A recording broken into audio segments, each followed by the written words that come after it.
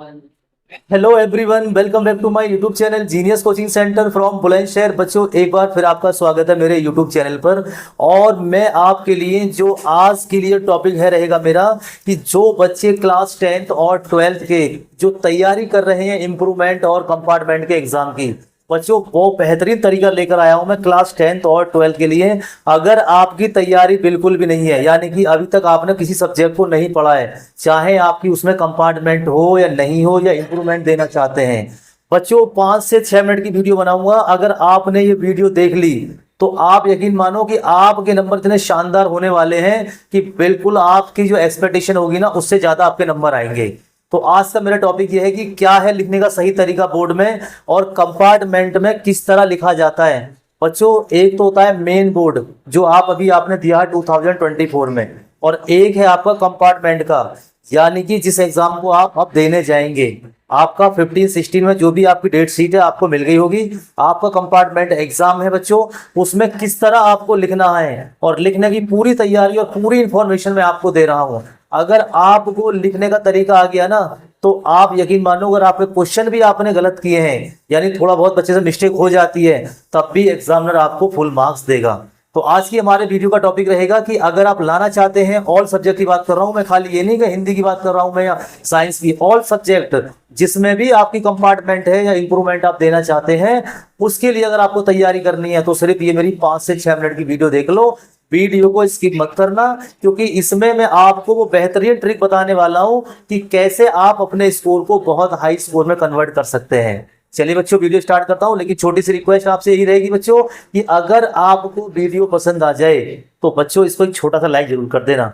अगर हमारी वीडियो आपको लास्ट में पसंद आएगी तो आप इसको सब्सक्राइब भी करेंगे, शेयर भी करेंगे और लाइक भी करेंगे। और जो बच्चा हमारे इस चैनल से अभी न्यू ऐड हुए हैं तो प्लीज यार इसको सब्सक्राइब कर दो, क्योंकि आपके पास अब टाइमिंग नहीं है। आपको हम जब आपका इंप्रूवमेंट और कंपार्टमेंट का एग्जाम हो जाएगा तब आपकी क्लासेस स्टार्ट हो जाएंगी और आपको बिल्कुल फ्री इसमें पढ़ाया जाएगा, जो भी आपका टॉपिक रहेगा। और अगर आपकी तैयारी अभी नहीं हुई है, सपोज करो आपकी तैयारी अभी नहीं है, तो बिल्कुल भी टेंशन मत लो। बिना तैयारी के आपके नंबर कैसे आते हैं और कैसे बोर्ड में आपको स्कोर ऑब्टेन करना, वो सारी बात आपको बताऊंगा।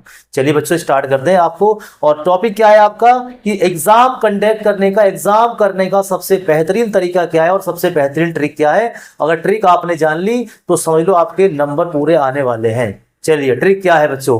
ट्रिक ये है कि जब आप एग्जाम हॉल में चले जाएं और जब क्वेश्चन पेपर आपको मिल जाए तो ट्रिक नंबर 1 क्या है? ट्रिक नंबर 1 ये है कि आपको अपना सबसे पहले कॉपी के अंदर एंट्री करनी है। जो एंट्री आपने पहले करी थी वही एंट्री आप दोबारा करेंगे इसमें। बस वहां पे जो आपने लिखा था ना मेन एग्जाम, यहाँ पे लिखेंगे आप री कंपार्टमेंट। वहां पर आपका एक कॉलम आएगा कॉपी के अंदर, जब आपको शीट मिलेगी वहां पर लिखा रहेगा नेम ऑफ एग्जामिनेशन, यानी कि आपका जो एग्जाम का नेम क्या है। तो आपको वहां पर लिखना है कंपार्टमेंट। याद रखना, कंपार्टमेंट लिखना। सब्जेक्ट तो आप पहले डाल देंगे और एंट्री करनी आपको आती है। तो अब आपको करना क्या है, क्लास 10th और 12th वाले बच्चों को सबसे पहले बच्चों जो गलती आपने मेन एग्जाम में करी थी वो गलती अब दोबारा नहीं होनी चाहिए। क्योंकि बच्चों आपको जो पेपर का लेवल आएगा वो पेपर का लेवल बहुत ईजी आने वाला है, और सेम वही पैटर्न रहेगा जो पैटर्न आपके लिए मेन बोर्ड में आया था 2024 में।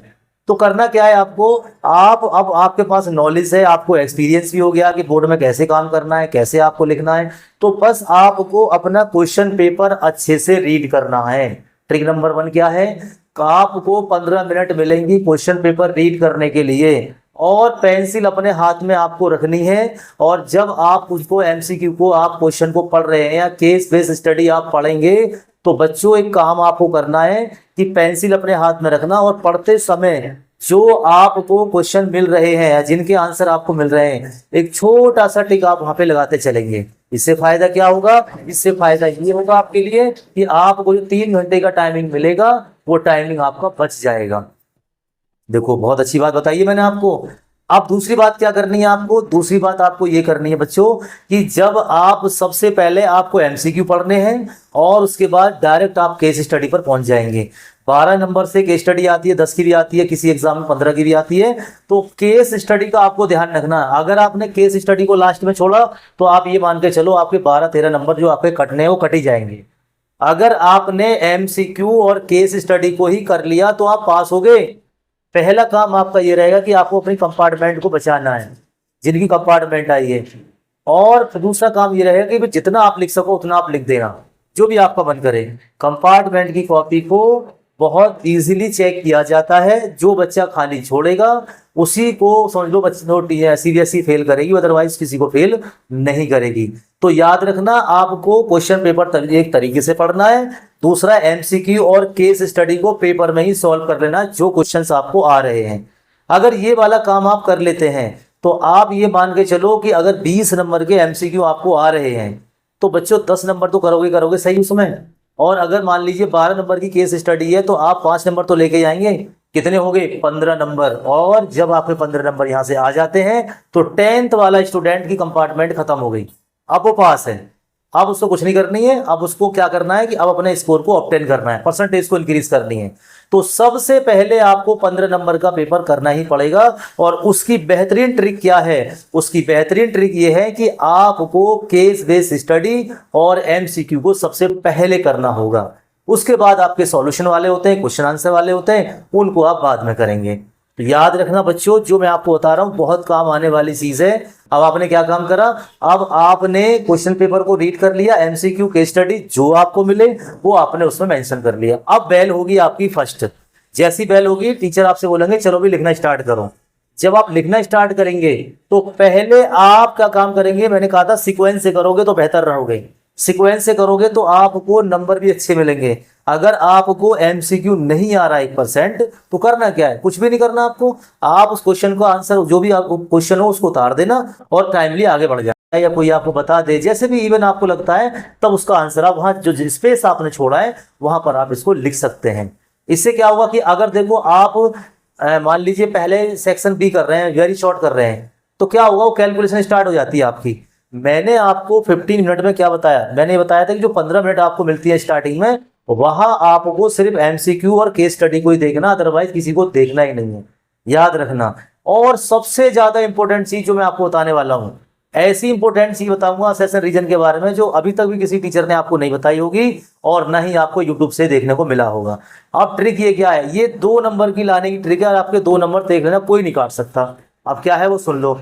असेसन रीजन के जो भी क्वेश्चन आए, बोर्ड का ये रूल है और बोर्ड के अकॉर्डिंग आपको चलोगे तो स्कोर आपका बहुत हाई लेवल का हो जाएगा। असेसन रीजन अगर आप पढ़ रहे हैं, बोर्ड में आया है और आप उसको पढ़ रहे हैं, आपको करना क्या है, आपको ये ध्यान रखना असेसन रीजन में हमेशा जो अब तक रहा है बोर्ड का फंडामेंटल वो बच्चों ए और बी रहा है। या तो आप ए को सेलेक्ट करेंगे या आप बी को सेलेक्ट करेंगे, सी डी इसमें नहीं होता है। सी डी बहुत, सी तो बहुत रेयर केस में आ सकता है, बहुत ना के बराबर, हालांकि आया नहीं है, लेकिन मैं बताता हूं आपको असेसन रीजन का आपको एक काम करना है कि सिर्फ असेसन रीजन को आपको ए और बी में से ही सेलेक्ट करना है।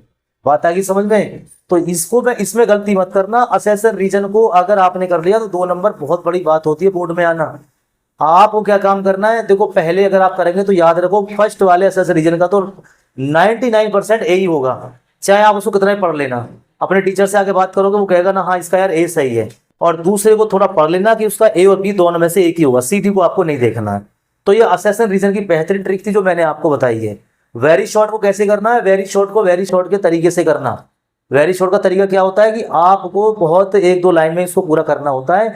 ज्यादा लॉन्ग करोगे वेरी शॉर्ट में तो आपके शॉर्ट और लॉन्ग क्वेश्चन छूट जाएंगे। तो बच्चों टाइम का आपको बहुत ध्यान रखना है, टाइम बहुत जल्दी पूरा हो जाता है। आपका काम है टाइम से पहले क्वेश्चन पेपर अटेम्प्ट करना, और जैसे ही आपका क्वेश्चन पेपर कंप्लीट हो जाए, अब आपको टीचर कहेगा 5 मिनट बची है तो बच्चों उस 5 मिनट में लिखना मत। बहुत से बच्चे ना गलतियां करते हैं, अरे ये छूट गया जल्दी जल्दी कर लूं, जल्दी करने वाले पर कुछ नहीं मिलेगा, 1 नंबर नहीं मिल सकता। जो बच्चा तेज हैंड राइटिंग में करेगा लास्ट क्वेश्चन को उसको कुछ नहीं मिलेगा। इसलिए 5 मिनट पहले जब टीचर आपसे बोल दे भाई आपको स्टॉप हो जाना है 5 मिनट में या 3 मिनट में, कुछ नहीं कर पा सकते। आप कितनी भी तेज राइटिंग में लिख लेना, आपको एग्जामिनर 1 नंबर देगा ही नहीं। उसको पता है बच्चे ने लास्ट मोमेंट में करा, 1-2 मिनट में इसको नंबर छोड़े गलती करा है। तो इसीलिए वो जो 5 मिनट आपको मिलेंगी या 4 मिनट मिलेंगी बच्चों, कॉपी पेंसिल को रख देना साइड में, और बस आपको एक छोटा सा काम करना, जो आपने लिखा है उसको बस एक बार दोहराना है, यानी एक बार उसको देखना है कि मैंने क्या लिखा है। क्योंकि कभी कभी क्या होता है जब उसको एक बार रिवाइज करोगे, देखोगे दोबारा कि आपने क्या लिखा है, तो आपको माइनर मिस्टेक मिल जाती हैं, और उसमें हम जब भी सही कर देंगे तो आपको नंबर मिल जाएंगे। तो बच्चों ये ट्रिक है आपके लिए। कंपार्टमेंट वाले, इंप्रूवमेंट वाले अगर लाना चाहते हैं अच्छा स्कोर, अगर आउट नंबर लाना चाहते हैं तो मेरी इन ट्रिक को फॉलो कर लो, इन बात को समझ लो, आपका पूरा स्कोर आ जाएगा। तो ये थी आज की ट्रिक आपके लिए। अगर वीडियो आपको पसंद आई हो तो इसको लाइक करें, शेयर करें और कमेंट करें, क्योंकि बच्चों आपका लाइक शेयर कमेंट ही हमें बताएगा कि हमारे बच्चे कितने वीडियो देख रहे हैं और हमें अपने बच्चों के साथ कैसी मेहनत करनी है। तो बस ये छोटी सी इन्फॉर्मेशन थी। वीडियो आपको पसंद आई होगी, अगर आप इसको मान लीजिए शेयर भी नहीं करें तो कम से कम लाइक तो कर ही सकते हैं। Thank you for watching my this video. Thank you for watching my genius Coaching Centre from Bulandshahr. Thank you.